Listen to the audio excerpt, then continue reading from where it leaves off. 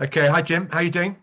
Really well, thank you, Gordon. Yeah, good to see you. Excellent. Nice to see you too. I know we've spoken before, but I wanted to get back online with you because I've had an approach from some parents who have got kids who are looking to get into the independent system over here. They're struggling with the interview process. Mhm.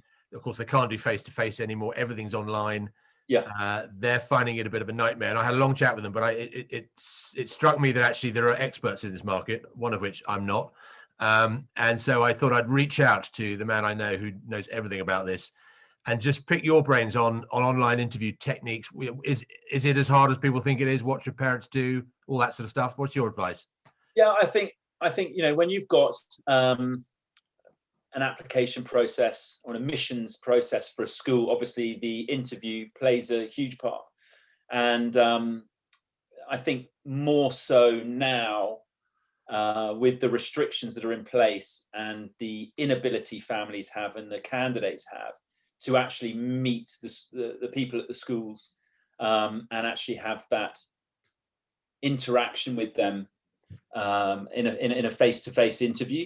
I Yeah. think in some ways, some people take some comfort from the fact that it's online because they're far enough away. They don't have the big Yeah. build up towards having to sort of go through the big wooden door into this room, sit in a chair, and be They can wear shorts under the interviewed by table. someone and sort of terrified by that. Yeah. But actually, I think the interview is really where you put the school gets that what I call the snapshot of who that person is. So I think it's incredibly important. I think where the big mistake, and I think having spoken to a lot of schools over the years, schools do not want kids to be prepared Yeah. Yeah. for interviews. They want to get the real person. Okay. And I completely agree with that. My whole thing with it is do not turn these people into robots. Do not give them scripted answers. I mean, the whole thing's horrendous. My whole thing around it is actually getting kids to be comfortable talking about themselves.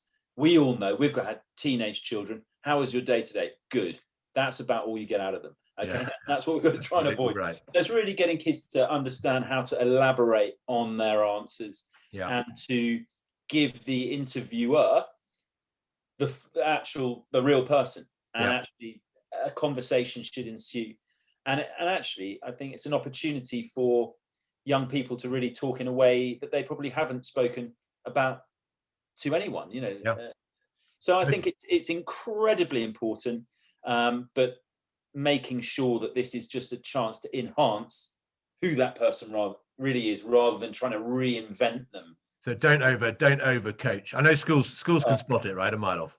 Oh yeah, completely. I think Yeah. it's very, very obvious. And actually, what the schools end up with is interviewing 20 kids. If they've all been overcoached, they all sound exactly the same. Yeah. And what they really want to do is work out: is there some chemistry with this person? Are they going to be the type of people that are going to benefit from the broad range of opportunities that are at this school? Are Yeah. they going to handle the boarding? Are they going to handle the community element of it? Are they going to get involved? Yeah. And I mean, I think I used this expression when we spoke last time, and actually it comes from a great man who, if he watches this, knows exactly who he is, but I won't embarrass him by saying who it is. And I got this phrase from him, and I've just loved it. And it was "drink from the well at all opportunities." And I think really that's my big thing with young people is every time they pass the well, don't miss an opportunity to Yeah. drink. These schools are Aladdin's caves of I opportunities. agree. They really should make the most of it. And I think if you can get that across in an interview, Yeah. then I think that's a big tick in the box. But being yourself is important, but being the best version of yourself in that Yeah. 20 minutes is vital. Absolutely. What sort of age? What age group are you seeing? What's the sort of age people are having to do these interviews at? Yeah, so typically it will be kids who are going for 11 plus, 13 Right. plus, 16 plus for independent schools. But really, I would say that when you're visiting schools, when we're all allowed to do that again, even meeting the people at the school, if you're just visiting, you're you're making an impression anyway. So I think actually having some type of I think an opportunity for me to chat with families. So if I put it into context of what I do, when I meet families, and we're obviously in the lead up to coming and visiting schools, I just spend a lot of time talking to the kids, and we have weekly meetings or whatever, and it's just chit chat. Yeah. It's just finding out what they do, what they like, why they like it.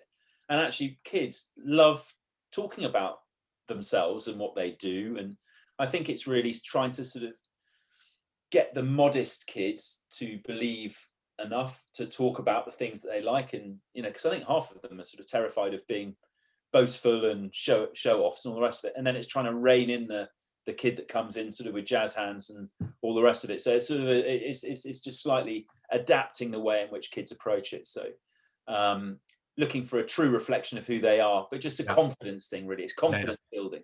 And anything that parents can do. I mean, these guys that contacted me, I mean, they're not pulling their hair out quite, but they're getting close to it. And anything they can do to prepare their children for this sort of stuff. I have really interesting conversations with parents. And it's interesting. I think, you know, some parents, you know, dad might be a big city player, all the rest of it. And suddenly you sort of find that he's sort of preparing his kid as though he's about to, you know, sort of go for an interview with Goldman Sachs, where actually, you know, you get some parents who sort of are very laissez-faire about it. And I think, you know, parents do get stressed about it. And I think sometimes they feel as though I'm not quite doing enough to get their kids prepared in the right way. But actually, being from an education background, an independent education background, and really understanding what the schools are looking for, I think if I can get the kids to the point where they're confident enough talking about themselves, realizing and looking at all the things they do, and actually realizing what the important parts are from their arsenal of skills to actually to talk about most, I think it's really, really important. Well, I think it's such a, you know, even beyond school. I mean, I'm a man who never passed an exam in my life, so you know, you've got to rely on interviews a lot in life, and face to face. Very well, Gordon. Face to face, there's nothing quite like it. Well, look, Jim, that's really kind. Thanks for your time. I mean, it's just important stuff, and people don't know about it out there, and it's just nice to speak to someone who's been through, who does it kind of for a living. Absolutely. And so, look, thanks for your time, and we'll catch up later on. Brilliant. Appreciate the opportunity, Gordon. Thank Cheers, you so Jim. much. Cheers. All the Later. best. Bye-bye.